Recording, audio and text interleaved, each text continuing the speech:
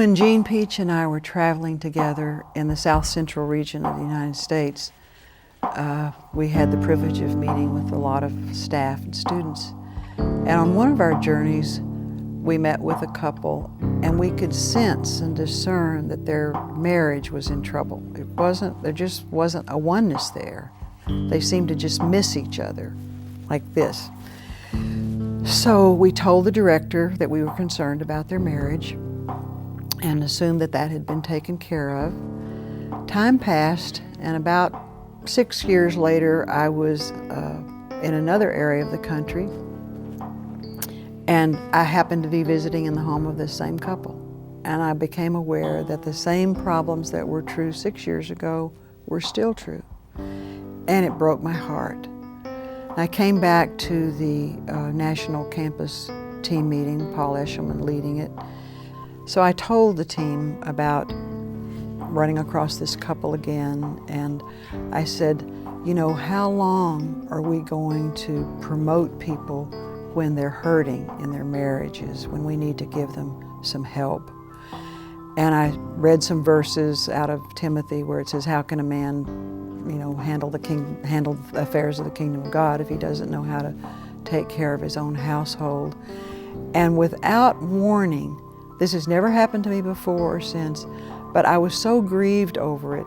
You know, I thought, here Campus Crusade is going into all the world to preach the gospel, but we're hurting on the inside. We've got to give our marriages some help. I started to cry, and then I started to sob, and then I put my head on the desk and just sobbed my heart out for what seemed like several minutes, and there was a holy hush in the room. And when I lifted my head up, Paul Eshelman said, Ney, what do you want us to do? And I said, Paul, I don't know, but we've got to do something. And not long after that, Paul asked me and Dave and Sandy Sunday in 1976 to go to the Continental Congress on the Family. In the final session of the Continental Congress on the Family, J. Allen Peterson got up and he said, what burden are you leaving here with? And he said, the word burden in the Hebrew means an assignment from the Lord. And I thought, that's it. That's what I have, an assignment from the Lord to help get this marriage preparation and help for marriages into Campus Crusade.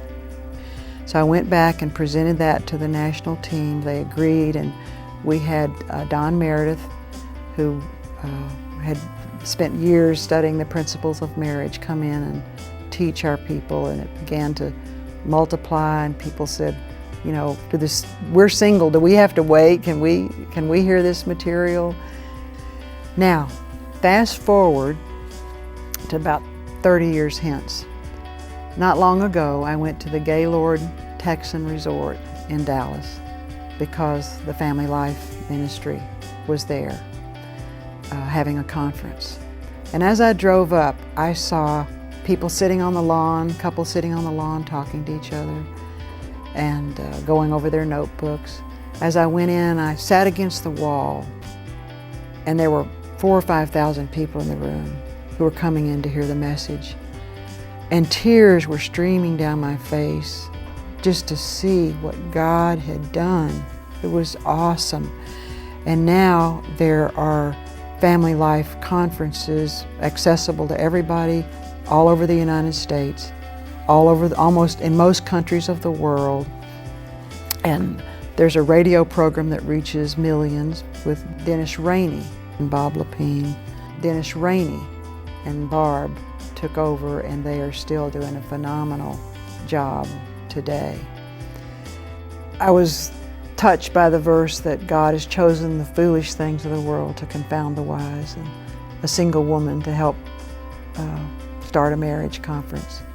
So whatever anyone's burden is today, you can know that there's that potential, that it's an assignment from the Lord, and He will honor it, and He will do far more than you could ever imagine.